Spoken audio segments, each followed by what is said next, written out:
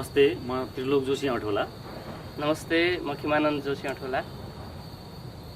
आज हामी जो यो अठोला किन रहन गयो त हैन, अठोलाको एउटा उद्गम थलो भनौँ या अर्थात् वंशावली हैन, यो पछाडि जो यो अठोला भन्ने जो हाम्रो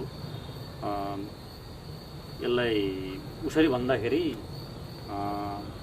अठोला भन्ने यो उपाधि छ नि, यो किन रहन गयो, कसरी रह्यो भन्ने कुरालाई आज केही हामी छलफलको पाटोमा लिन गइरहेका छौँ। त्यही त अब हामीले जोशी पनि भन्यौँ, त्यो सँगसँगै अठोला पनि जोड्यौँ। फेरि मान्छेले यो अठोला भनेको चाहिँ के हो भने, म जसरी अब फेसबुकमा पनि अठोला लेख्दाखेरि कहिले पनि यो अठोला भनेको चाहिँ के हो जिज्ञासा आइराखेको हुन्छ क्या, मान्छेलाई नयाँ नै लाग्छ एकदम। अब तपाईँ इन्डियन हो भनेर भने एउटाले, अब जसरी के अरे धेरैले सोध्छन् क्या, अचम्म लाग्छ अठोला भन्ने होइन। फेरि अठोलाको यस्तो पनि छ, एकापट्टि मान्छेले त्यो नजरले हेर्छन् अनि अर्कोपट्टि के हेर्छन्, ए अठोला है तपाईँहरूको एउटा त आफ्नो विरासत छ नि है, तपाईँलाई के थाहा छ, अनि तपाईँको पूर्वजहरूको बारेमा आदि इत्यादि अलिक चाक लिएर मान्छेले सोध्न खोज्ने कि।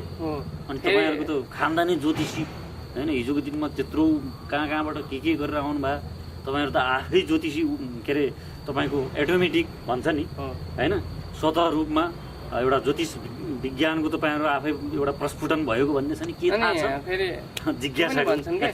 अब तपाईँका पुर्खाले त त्यो के अरे कस्ता कस्ता चमत्कारहरू गर्नुभएको थियो, त्यो हामीलाई थाहा नभएका कुराहरू पनि उहाँहरूले चाहिँ भन्नुहुन्छ। यो औँसीको पूर्णिमा बनाएको विषय होइन, विभिन्न चमत्कारिक कुराहरू हो, मतलब मन्त्र शक्तिद्वारा अनि चन्द्रमा सिर्जना गर्न सक्ने त्यो किसिमका, त्यही त नि, त्यत्रो त्यो कालो औँसीको रातमा चन्द्रमालाई चन्द्रमा सिर्जना गर्न सक्ने, अनि योग बलद्वारा मतलब आफ्नो जमिनभन्दा माथि बसेर मतलब चाहिँ योग साधना गर्न सक्ने, अनि त्यो किसिमको चाहिँ आफैले अनि उनीहरूले भन्छन्। हामी अब आफ्नो बढाइ चढाइ गऱ्यो भने त फेरि अलिक बढी हुन्छ, तर यसैमा एउटा जोड्नै पर्ने हुन्छ, त्यो योग शक्तिद्वारा साधना शक्तिद्वारा एउटा उहाँको जुन एउटा तपोबल थियो, त्यसले गर्दा उहाँ जब आफ्नो एउटा समाधिस्थ भएर अनि ध्यान मग्न हुनुहुन्थ्यो, त्यो बेलामा त त्यहाँका राजा समेत डराएका थिए। पाल राजाको राज्य थियो त्यतिखेर होइन, अनि राजालाई कुनै अर्को पुरोहितले, उहाँ राज पुरोहित हुनुहुन्थ्यो, अर्को पुरोहितले गएर ल हेर्नुहोस् है तपाईँको राज्य सिद्ध्याउन आँट्यो, हेर्नुहोस् त तपाईँको राज पुरोहित त उहाँ कति फिट माथि उसमा ध्यानमा बस्नु भएको छ, आज त तपाईँको राज्य सिद्ध्याउनु खोज्दै हुनुहुन्छ भन्ने कुरा लगाएको त्यतिसम्मको एउटा हुन्छ। त्यो चाहिँ हाम्रो दत्तु जोशी बाजेको उसमा चाहिँ दत्तु जोशी फेरि हाम्रो चाहिँ 20औं पुस्ताको हुन्छ। हाम्रो चाहिँ अहिले भीमराज भट्टको कुरा के अरे आउँछ सुरुमा होइन, अब हामी भीमराज भट्टदेखिको हामीसँग वंशावली छ र त्यो भीमराज भट्ट का 20औं पुस्ताका सन्तान चाहिँ हाम्रो दत्तु जोशी हुनुहुन्थ्यो होइन, दत्तदेव जोशी हुनुहुन्थ्यो। उहाँ चाहिँ के अरे तत्कालीन पाल राजाकोमा चाहिँ राज पुरोहित हुनुहुन्थ्यो, ज्योतिष गुरु हुनुहुन्थ्यो र त्यतिखेरको विशिष्ट विद्वान हुनुहुन्थ्यो एकदम। र उहाँको बारेमा चाहिँ यहाँ होइन, यहाँ त जसले पनि भन्छन् कुमाउँ गढवालमा पनि बद्री दत्त पाण्डेको बारेमा धेरैलाई थाहा छ। बद्री दत्त पाण्डे कुमाउँका एउटा चाहिँ जाने माने इतिहासकार मानिन्छन् र उहाँले चाहिँ आफ्नो किताब कुमाउँका इतिहासमा दत्तु जोशी डोटी क्षेत्रका प्रसिद्ध ज्योतिष थिए भनेर लेख्नुहुन्छ। बद्री दत्त पाण्डेले नै एउटा चाहिँ गर्ने स्थान दिने भनेपछि थिएन होला उहाँको।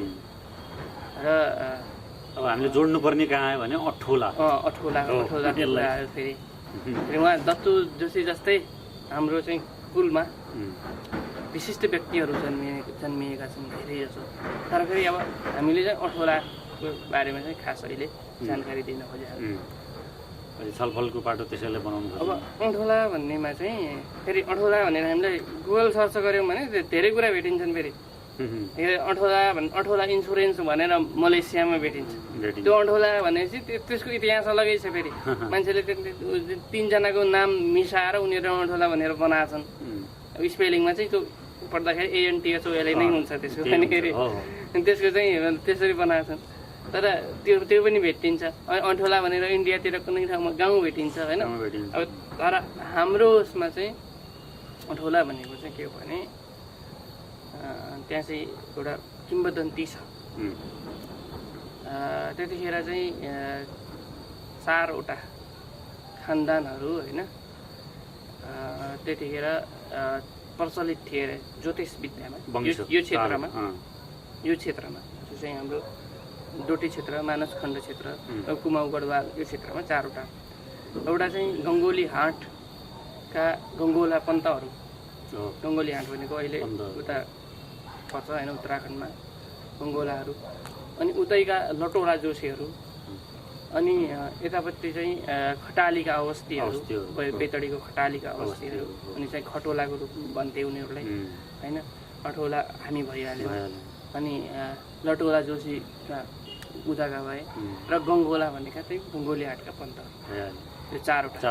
फेरि गङ्गोलाहरूबाट केही समय अगाडि बित्नु भयो इन्डियाको मतलब अहिले उत्तराखण्डको प्रकाश पन्त त्यहाँको ठुलो व्यक्तित्व मुख्यमन्त्रीको दावेदार हुनुहुन्थ्यो विधि हाम्रो। त्यो उनीहरूको पनि मतलब एउटा आफ्नो किसिमको विरासत छ। त्यो 4 खानदान चाहिँ त्यतिखेरको 4वटा खलकहरू ज्योतिषमा मानिन्थ्यो होइन। तर त्यतिखेर चाहिँ के थियो भने यता प्रतिस्पर्धा हुन्थ्यो क्या। उनीहरू कसैले सर्प बनाइदिन्थे मन्त्रशक्तिद्वारा। उनीहरूले सर्प बनाउँथे।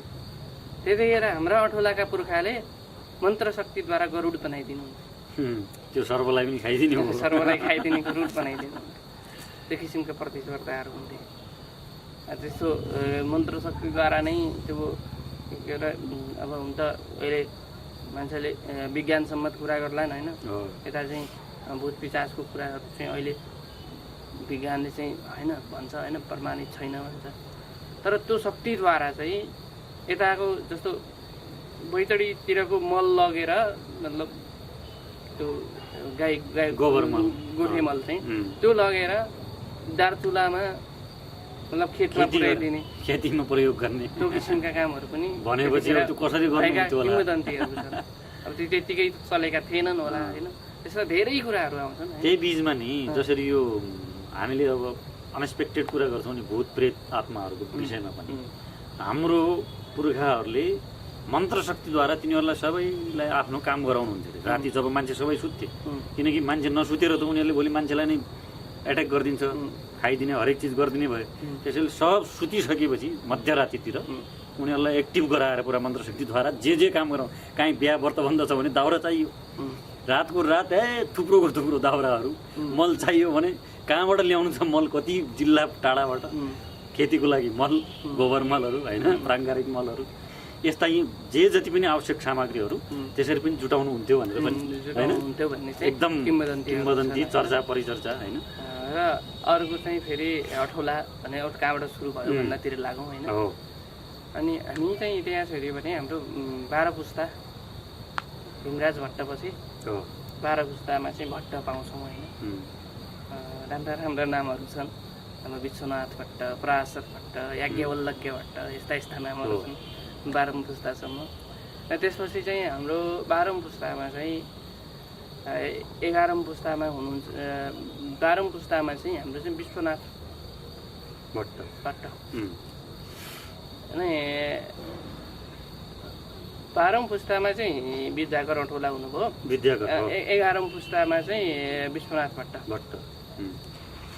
उहाँले चाहिँ के गर्नुभयो भने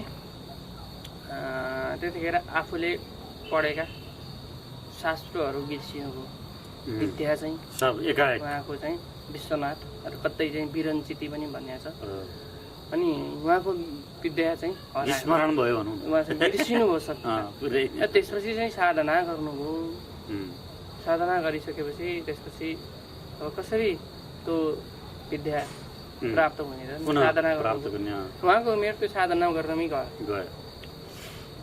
त्यसपछि उहाँबाट एउटा पुत्रको जन्म हुनुभयो र उहाँको नाम चाहिँ अब त्यो विद्याकर राखियो। र त्यो पुत्र चाहिँ कस्तो जन्मिनु भयो भने जन्मने बेला नै एउटा चाहिँ अरू बच्चाहरू चाहिँ रुँदै जन्मिन्छन्। उहाँले चाहिँ त्यो ज्योतिष विद्याका केही सूत्रहरू मतलब पढ्दै जन्मिनु भयो। सबै भन्दै जानुभयो। यसै बिचमा म अलि जोड्न चाहन्छु, जसरी यो विद्याकर जन्मिनुभन्दा अगाडि जो हाम्रो विश्वराज भट्ट हुनुहुन्थ्यो, उहाँलाई विश्वनाथ भट्ट, उहाँले जो त्यो साधना गर्नुभएको थियो, उहाँलाई सपनामा तैँले यो सब गरिस्, अब तेरो पालामा त केही हुनेवाला छैन, तर तँलाई म एउटा भन्छ नि अब एकदम विद्वान पुत्र दिनेछु, तैँले त्यो प्राप्त गर्नेछस्। तर त्यो यस्तो यस्तो हुनेछ, त्यो धेरै बाँच्ने पनि छैन होइन।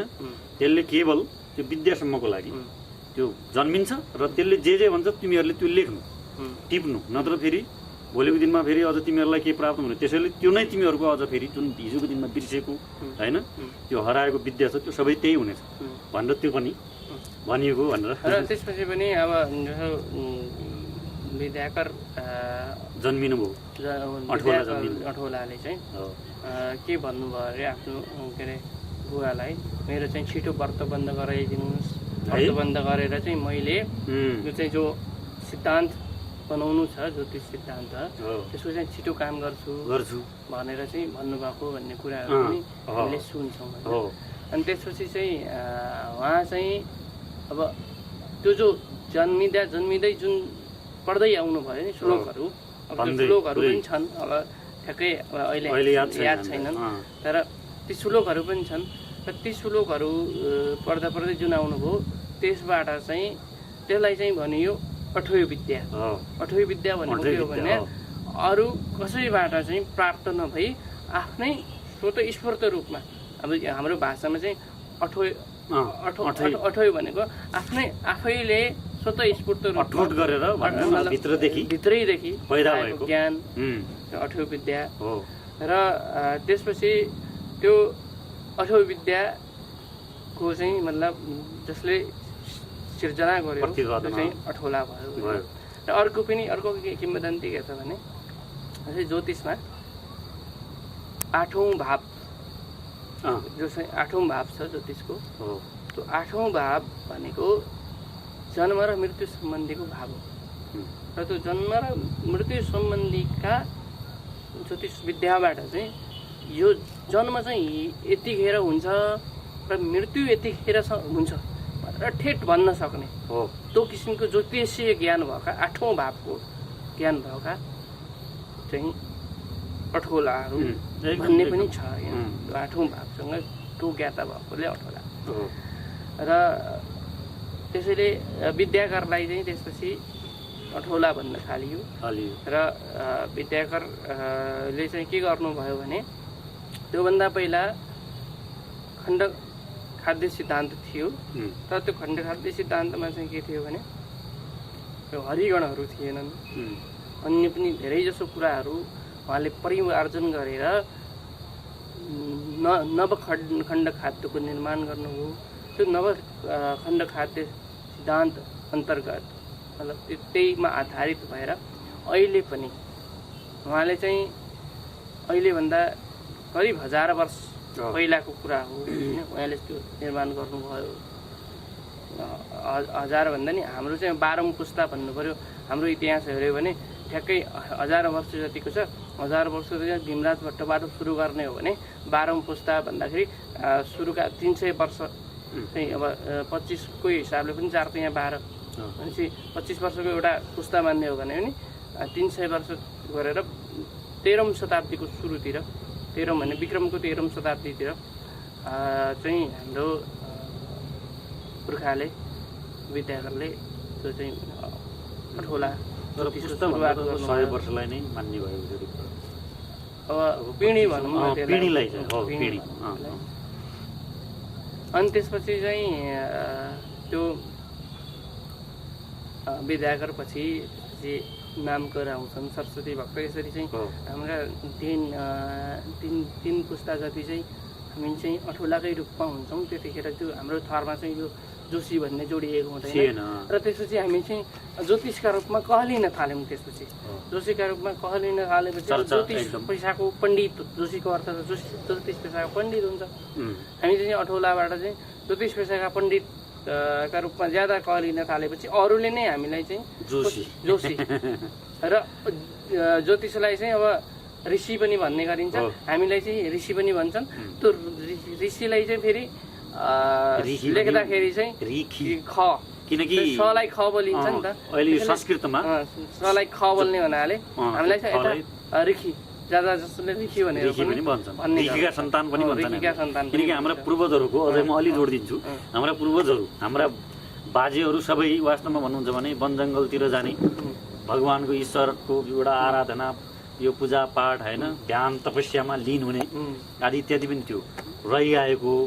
र त्यसैसँगै जो अहिले हाम्रो उसले खेमराजले भने कि जो यो विद्याकर अठौलाले जुन त्यो एउटा विद्यालय पछि आफ्नो हिसाबले जसरी विस्तार गर्नुभयो होइन, त्यो चिजमा जुन यो जन्म र मृत्युको कुरा आएको छ नि, म त्यसलाई कहाँ जोड्न चाहन्छु भने हाम्रो जो यो भाषीमा वंशीधर जोशी मेरो ठुलो बुवा हुनुहुन्थ्यो, उसको बाजे होइन, उहाँ चाहिँ आफूले मर्नुभन्दा अगाडि उहाँले आफ्नो मृत्यु यति बजेर यति मिनट, यो दिन यो मितिमा यति बजेर यति मिनटमा हुनेछ भनेर लेखेर पनि जानुभएको थियो। ठ्याक्कै खोलेर हेर्दाखेरि त्यही भेटियो।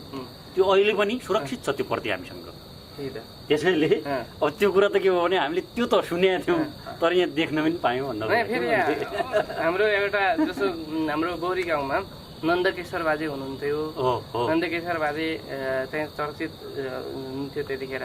उहाँले पनि यो जस्तो माओवादी विद्रोहको बारेमा यति समयबाट चल्छ, यति समयसम्म हुन्छ र त्यसपछि शान्ति हुन्छ भनेर भन्नुभएको थियो। त्यतिखेर मान्छेले चाहिँ के हो भनेर भन्थे, अहिले उहाँ बितिसकेपछि यसो भनेर जानुभएको थियो भन्ने कुराहरू आउँछ होइन। त्यही बिचमा हाम्रो तीनवटा बाजेहरू है, तीनवटा बाजेमध्ये कान्छो बाजे मेरो बाजे विष्णुदत्त जोशी है, उहाँले बुवाले अस्ति मर्नुभन्दा अगाडि जो विभिन्न प्रति उपदेश दिनुहुन्छ त्यो बेलामा मलाई सुनाउनु भएको थियो कि लाग्नु त कम्युनिस्टको पछाडि लागेको थिइस्, मैले पनि माने हो, मैले राम राज्यको हिसाबले माने हो, तर कम्युनिस्टहरू एकचोटि खुब हाइलाइट भन्नाले धेरै उनीहरूको महत्त्व बढ्नेछ, तर अन्ततः नेपालबाट होइन विश्वबाटै कम्युनिस्टहरू समाप्त हुनेछन् भनेर तेरो बाजेले, मेरो बुवाले तेरो बाजेले भनेर जानु भएको छ, याद राखिस् भन्नुहुन्थ्यो मलाई है। त्यो अब यसो हेर्दै जाँदा सायद त्यो पनि हुन्छ कि भन्ने पनि देखिन्छ। अहिलेसम्मका भविष्यवाणीहरू साँचा हुँदै गएका छन्, मिल्दै गएका छन्, त्यो हिसाबले प्रमाणित हुँदै गएका छन्। चाहिँ हाम्रो जो चाहिँ अब यहाँ चाहिँ खण्डखाद्य सिद्धान्त छ, यसको चाहिँ एउटा आधिकारिक व्याख्याता त्यो चाहिँ कुल परम्परामा चाहिँ यत्रो लामो समयदेखि अब कमसेकम चाहिँ 700 वर्ष चाहिँ भइसक्यो होइन। त्यति लामो समयदेखि निरन्तर फेरि अविच्छिन्न रूपमा अहिले पनि हाम्रो कुलभित्र अब अहिले त जसले पनि ज्योतिष गर्न थालिसके होइन, त्यो चाहिँ एउटा के अरे पाठ्यक्रममै त्यो चाहिँ भइसक्यो, जसले पनि गर्न थालिसक्यो। तर अहिले नै पनि युरोप अमेरिकातिरका मान्छेहरूले अक्षर चिन्न चाहिँ के अरे नजानेको समयमा हाम्रा पुर्खाहरूले आफैले नेपाली कागज, अहिले जुन नेपाली कागज छ त्यो बडुवाबाट आफै कागज निर्माण गरेर आफैले चाहिँ मसी बनाएर आफैले लेखेर फेरि त्यो चाहिँ त्यति वर्षदेखि चाहिँ अहिलेसम्म निरन्तर त्यो विद्यालय यहाँसम्म बनाउँदै आएका छन्। अहिले पनि हामीसँग त्यो पुराना शास्त्रहरू मजाले दस्तावेजको रूपमा होइन, 200-300 वर्ष पुराना त हामीले सजिलै भेटाउँछौँ। त्यो किसिमका किंवदन्तीहरू छन् र जहाँ पनि अब विभिन्न यो लोकमा प्रचलित विभिन्न गीतहरूमा, अरू ठाउँमा चाहिँ मतलब गाथाहरूमा चाहिँ काहीँ न काहीँ चाहिँ नाम जोडिएकै हुन्छ, त्यो किसिमको रहेको छ। र पछिल्लो समयमा फेरि हामी चाहिँ पुनर्जागृत हुँदैछ, पुनर्जागरण आउँदैछ र फेरि पनि हाम्रो कसरी यो अठौला वंशलाई चाहिँ हामीले अगाडि बढाउने, कसरी हामी चाहिँ पुराना कुराहरूमा चाहिँ फर्किने र यो नयाँ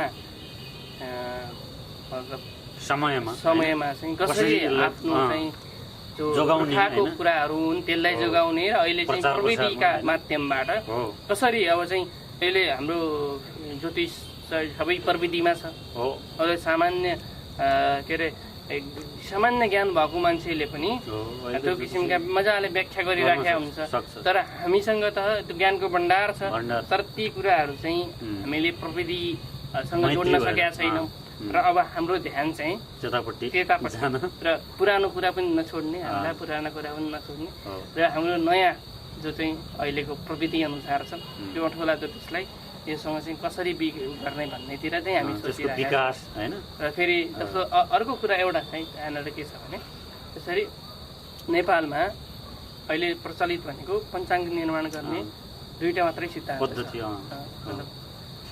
एउटा सूर्य सिद्धान्त छ सूर्य सिद्धान्तको आधारमा पञ्चाङ्ग निर्माण हुन्छ र त्यो सूर्य सिद्धान्तको आधारमा पञ्चाङ्ग निर्माण चाहिँ काठमाडौँमा चाहिँ पञ्चाङ्ग निर्णायक समितिले बनाउँछ र त्यो देशभरि लागू हुन्छ र के छ भने अर्को कुरा के भने हरेक ठाउँको स्थानीय समय हुन्छ स्थानीय समय त अहिले मतलब झापामा जति बजेको छ यो कञ्चनपुरको मतलब समय फरक भइसक्यो 34-35 मिनटको फरक पर्छ धेरै फरक पर्छ अब उसले पनि 4